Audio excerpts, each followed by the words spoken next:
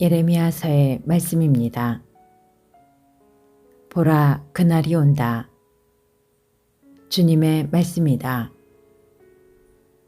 그때에 나는 이스라엘 지방과 유다 지방과 새 계약을 맺겠다. 그것은 내가 그 조상들의 손을 잡고 이집트 땅에서 이끌고 나올 때 그들과 맺었던 계약과는 다르다. 그들은 내가 저희 남편인데도 내 계약을 깨뜨렸다. 주님의 말씀이다. 그 시대가 지난 뒤에 내가 이스라엘 지방과 맺어줄 계약은 이러하다. 주님의 말씀이다. 나는 그들의 가슴에 내 법을 넣어주고 그들의 마음에 그 법을 새겨주겠다. 그리하여 나는 그들의 하느님이 되고 그들은 나의 백성이 될 것이다. 그때에는 더 이상 아무도 자기 이웃에게, 아무도 자기 형제에게 주님을 알아라 하고 가르치지 않을 것이다. 그들이 낮은 사람부터 높은 사람까지 모두 나를 알게 될 것이기 때문이다. 주님의 말씀이다. 나는 그들의 허물을 용서하고 그들의 죄를 더 이상 기억하지 않겠다. 주님의 말씀입니다. 하느님, 제 마음을 깨끗이 만드소서. 하느님, 당신 자애로 저를 불쌍히 여기소서.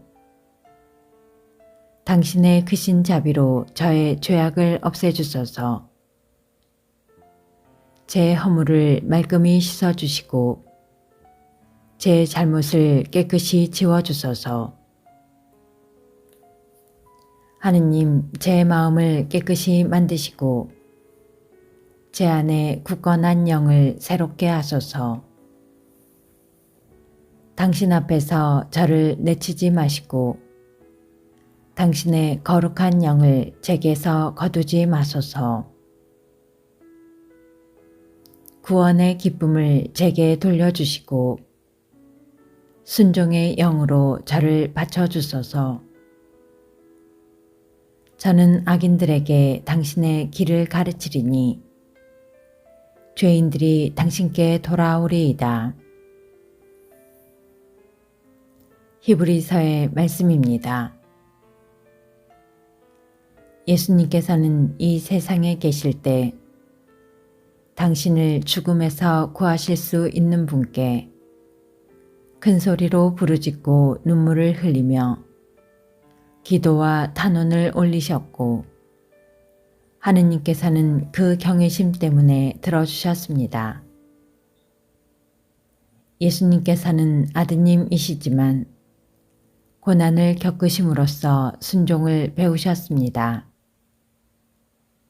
그리고 완전하게 되신 뒤에는 당신께 순종하는 모든 이에게 영원한 구원의 근원이 되셨습니다. 주님의 말씀입니다. 요한이 전한 거룩한 복음입니다.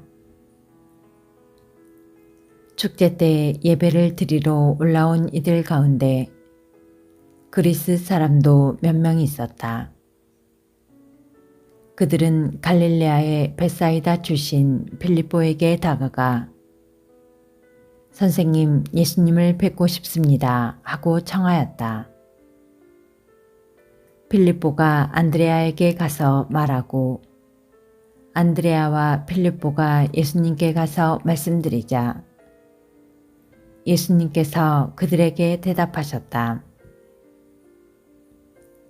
사람의 아들이 영광스럽게 될 때가 왔다. 내가 진실로 진실로 너희에게 말한다. 밀알 하나가 땅에 떨어져 죽지 않으면 한 알 그대로 남고 죽으면 많은 열매를 맺는다. 자기 목숨을 사랑하는 사람은 목숨을 잃을 것이고 이 세상에서 자기 목숨을 미워하는 사람은 영원한 생명에 이르도록 목숨을 간직할 것이다. 누구든지 나를 섬기려면 나를 따라야 한다. 내가 있는 곳에 나를 섬기는 사람도 함께 있을 것이다. 누구든지 나를 섬기면 아버지께서 그를 존중해 주실 것이다. 이제 제 마음이 산란합니다. 무슨 말씀을 드려야 합니까? 아버지, 이때를 벗어나게 해 주십시오. 하고 말할까요? 그러나 저는 바로 이때를 위하여 온 것입니다.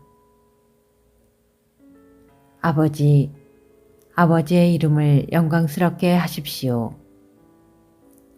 그러자 하늘에서 나는 이미 그것을 영광스럽게 하였고 또다시 영광스럽게 하겠다는 소리가 들려왔다.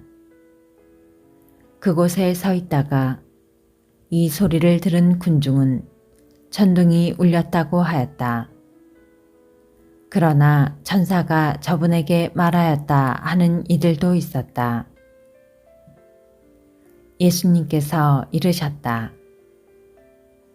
그 소리는 내가 아니라 너희를 위하여 내린 것이다. 이제 이 세상은 심판을 받는다. 이제 이 세상의 우두머리가 밖으로 쫓겨날 것이다. 나는 땅에서 들어 올려지면 모든 사람을 나에게 이끌어 드릴 것이다.